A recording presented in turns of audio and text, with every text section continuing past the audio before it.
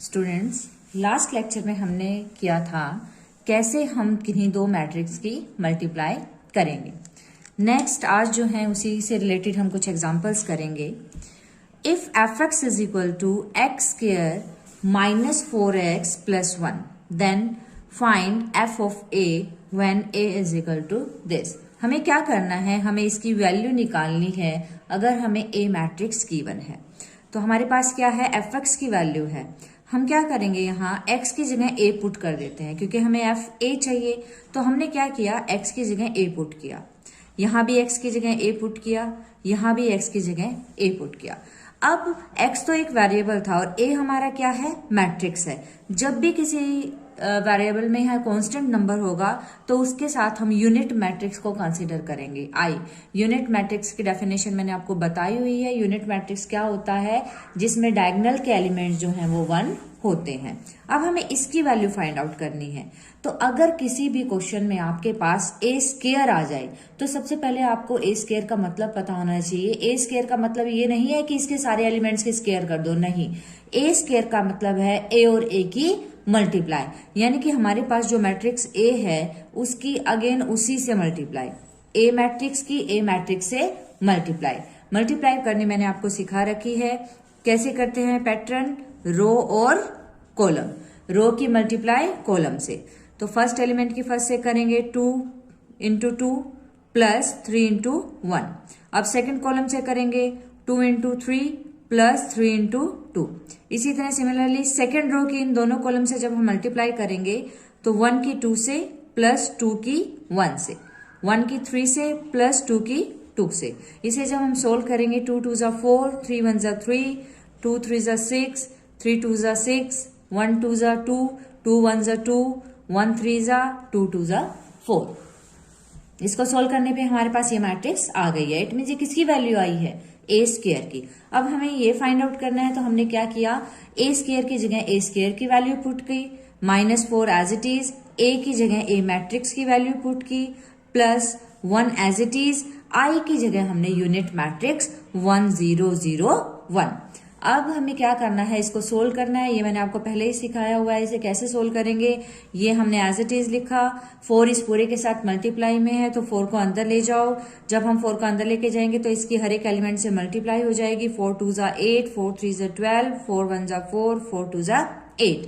Similarly 1 को अंदर लेके जाएंगे तो ये सेम रहेगा 1 0 0 1। अब इसके कॉरेस्पॉन्डिंग एलिमेंट्स को हम सोल्व करेंगे। जैसे फर्स्ट एलिमेंट लो तीनों के 7 -8 plus 1, second 12 -12 plus 0, 4 -4 plus 0, 7 -8 plus 1। तो ये वैल्यूज जो है हमारे पास सारे क्या आ गई है, 0 0 0 0। इट मीन्स ये जो मैट्रिक्स है वो हमारा क्या बन गया है, जीरो मैट्रिक्स। नेक्स्ट में क्या करना है हमें, नेक्स्ट एग्जाम्पल में हमें एक मैट्रिक्स ए गिवन है। हमें क्या शो करना है, show that A square -7a plus 10i3 का मतलब यहाँ यूनिट मैट्रिक्स है 3 ऑर्डर का, इज इक्वल टू 0। इसे हमें 0 के इक्वल पुट करना है। जैसे हमने लास्ट क्वेश्चन में सोल्व किया तो आंसर 0 आया है, सेम क्वेश्चन है, बस डिफरेंस ये है कि यहाँ पे जो मैट्रिक्स है वो 3/3 ऑर्डर की है, मीन्स 3 रो 3 कॉलम। पिछले लास्ट क्वेश्चन में जो हमने किया था उसमें मैट्रिक्स 2/2 ऑर्डर की थी, 2 रो और 2 कॉलम। तो सोल्व मेथड वही रहेगा। सबसे पहले मुझे इसमें ए स्क्वायर की वैल्यू चाहिए, तो ए स्क्वायर फाइंड आउट करने के लिए हमें क्या करना पड़ेगा, ए और ए की मल्टीप्लाई। तो ए मैट्रिक्स तो हमें दिया ही हुआ है, ए मैट्रिक्स की ए मैट्रिक्स से मल्टीप्लाई करनी आपको सिखाई हुई है। कैसे करेंगे, मल्टीप्लीकेशन हमेशा रो की कॉलम से। तो 3 3 जा 9, 2 1 जा 2, 0 की 0 से 0। अब सेकंड वाले से करेंगे 3 2 जा 6, 2 4 जा 8, 0 की 0 से। थर्ड से 3 की 0 से, 2 की 0 से, 0 की 5 से, तो तीनों 0 बन जाएंगे। नेक्स्ट सेकंड रो की इन तीनों से मल्टीप्लाई करेंगे तो 1 की 3 जा, 4 1 जा, 0 की 0 से। फिर सेकंड वाले से 1 की 2 से, 4 की 4 से, 0 की 0 से। थर्ड से 1 की 0, 4 की 0, 0 की 5 से। ठीक है। अब थर्ड वाली रो की तीनों से करेंगे तो 0 की 3 से करेंगे 0, 0 की 1 से करेंगे तो भी 0, 5 की 0 से करेंगे तो भी 0। सेकंड वाले से भी अगेन ये क्या बन जाएंगे 0, और थर्ड वाले से 0, 0, 5 और 5 25। तो ये वैल्यूज हमारे पास सोल्व करने पे 9 और 2 11, 6 और 8 14, 0, 4 और 3 7, 16 और 2 18, 0, 0, 0 25। तो ये हमारे पास क्या आ गई ए स्क्वायर की वैल्यू। लेकिन हमें ये फाइंड आउट करना है, तो ए स्क्वायर की जगह हमने ए स्क्वायर की वैल्यू पुट की, -7 एज इट इज, ए की जगह हमने ए मैट्रिक्स को पुट किया, +10 एज इट इज। I3 का मतलब है यूनिट मैट्रिक्स थर्ड ऑर्डर का, तो वो भी हमने 1 0 0 0 1 0 0 0 1। अब हम क्या करेंगे, इसे सोल्व करने के लिए ये एज इट इज है, बाहर 7 है तो 7 की इससे मल्टीप्लाई की, हर एक एलिमेंट से 7 3 जा 21, 7 2 जा 14, 0 7 1 जा 7, 7 4 जा 28, 0 7 0 0 एंड 7 5 जा 35। 10 को अंदर लेके जाएंगे तो 10 0 0 0 10 0 0 0 10। अब इनके जो कॉरेस्पॉन्डिंग एलिमेंट्स हैं उन्हें हम सोल्व करेंगे। जैसे फर्स्ट एलिमेंट यहाँ पे 11 माइनस का 21 प्लस का 10, 14 माइनस 14 प्लस का 0, 0 माइनस 0 प्लस 0। इसी तरह हमें सारे कॉरेस्पॉन्डिंग एलिमेंट्स को सोल्व करने पे जब तुम देखोगे सारे के सारे एलिमेंट जो है उनकी वैल्यू क्या आ रही है 0। यही हमें क्या करना था, प्रूव करना था। नेक्स्ट एग्जाम्पल में हमें क्या दिया हुआ है, दो मैट्रिक्स गिवन है ए एंड बी। हमें वेरीफाई करना है कि ए प्लस बी का ट्रांसपोज इज इक्वल टू ए का ट्रांसपोज प्लस बी का ट्रांसपोज। ट्रांसपोज क्या होता है ये मैंने आपको लेक्चर फर्स्ट में मैट्रिक्स के डेफिनेशंस में बताया था। ट्रांसपोज का मतलब होता है रो को कॉलम में कन्वर्ट कर देना। अब मुझे ये वेरीफाई करना है तो हमने इसकी लेफ्ट हैंड साइड ली है, लेफ्ट हैंड साइड में ए प्लस बी का ट्रांसपोज है, तो पहले हम ए और बी को ऐड करेंगे।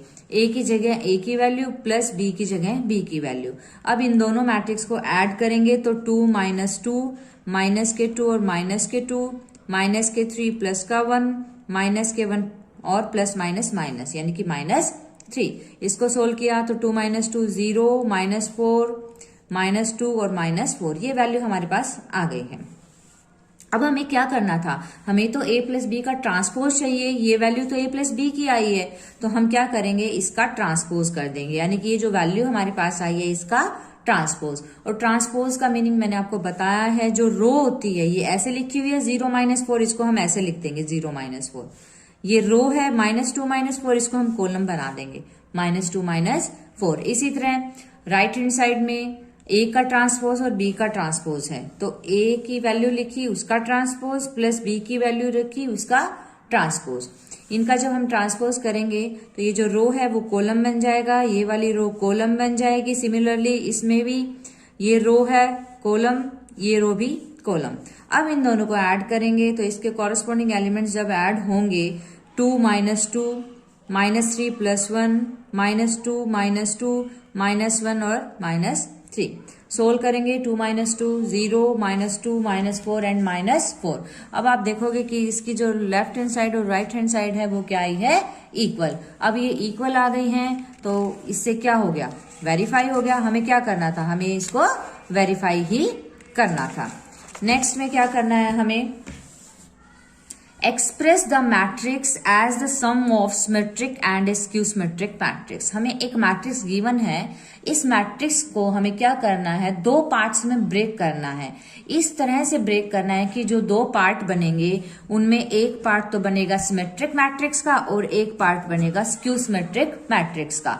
अब बात आती है कि सिमेट्रिक और स्क्यू सिमेट्रिक मैट्रिक्स होते क्या हैं। ये मैंने आपको पार्ट 1 में डेफिनेशंस इनकी बताई हुई हैं कि सिमेट्रिक मैट्रिक्स और स्क्यू सिमेट्रिक मैट्रिक्स क्या होता है, आप वहां चेक कर सकते हैं। तो चलो अब हम क्वेश्चन करते हैं। हमें क्या करना है, ए मैट्रिक्स को दो पार्ट में ब्रेक करना है। तो लेट हमने मान लिया कि वो दो पार्ट्स क्या है, P प्लस Q। अब हमें क्या करना पड़ेगा, P और Q की वैल्यू फाइंड आउट करने पड़ेगी। P को हमने सिमेट्रिक मान लिया है और Q को हमने स्क्यू सिमेट्रिक। तो इनकी वैल्यू कैसे निकालते हैं, इसके लिए एक मेथड है।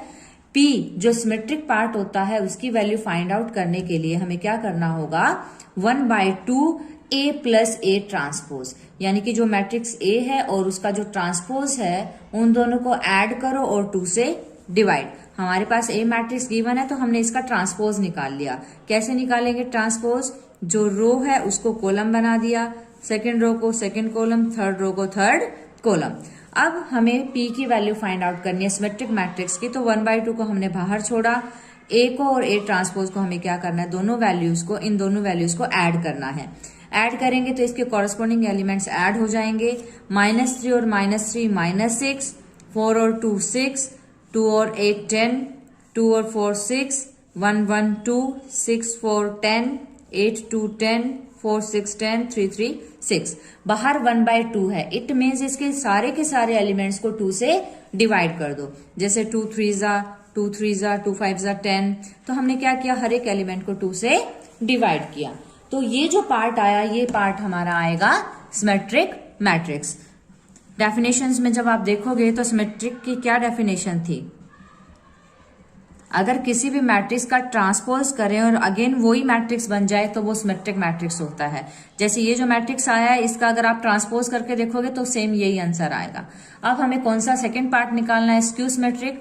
तो स्क्यू सिमेट्रिक क्यों निकालने का फॉर्मूला क्या होगा, 1/2 A माइनस A ट्रांसपोज। जब सिमेट्रिक पार्ट निकाला था तो दोनों ऐड होते हैं, स्क्यू सिमेट्रिक में दोनों को हमें क्या करना पड़ेगा, सबट्रैक्ट, यानी कि 1/2 A माइनस A का ट्रांसपोज। इन दोनों वैल्यूज को हमें क्या करना है, सबट्रैक्ट करना है। तो -3, माइनस और माइनस क्या हो जाएगा, प्लस, तो -3 और +3 0, 4 - 2 2, 2 - 8 -6, 2 - 4 -2, 1 - 1 0, 6 - 4 2, 8 - 2 6, 4 - 6 -2, 3 - 3 0। बाहर हमें 2 से डिवाइड करना है तो इसके हर एक एलिमेंट को 2 से क्या कर देंगे हम, डिवाइड। तो ये जो पार्ट हमारा आएगा ये क्या आएगा, स्क्यू सिमेट्रिक। स्क्यू सिमेट्रिक की कंडीशन क्या थी, कोई भी मैट्रिक्स है उसका ट्रांसपोज करने पे वो -A के इक्वल आता है तो वो स्क्यू सिमेट्रिक होता है। और एक कंडीशन और है स्क्यू सिमेट्रिक की कि उसके डायगोनल्स के सारे एलिमेंट्स आपको क्या मिलेंगे, 0। तो हमने A को 2 पार्ट्स में ब्रेक कर दिया, एक पार्ट जो सिमेट्रिक आया है और सेकंड पार्ट जो स्क्यू सिमेट्रिक। अब इसका आंसर आप चेक भी कर सकते हो कि आपके जो 2 पार्ट आए हैं वो ठीक भी आए हैं नहीं, कैसे आंसर को मैच करोगे, इन दोनों को ऐड कर दो, आपका क्वेश्चन ही बन जाएगा। अगर ऐड करने पे दोबारा से A मैट्रिक्स बन रहा है तो इट मीन्स आपके ये दोनों पार्ट्स ठीक है, नहीं तो कोई आपकी मिस्टेक हुई है। ओके।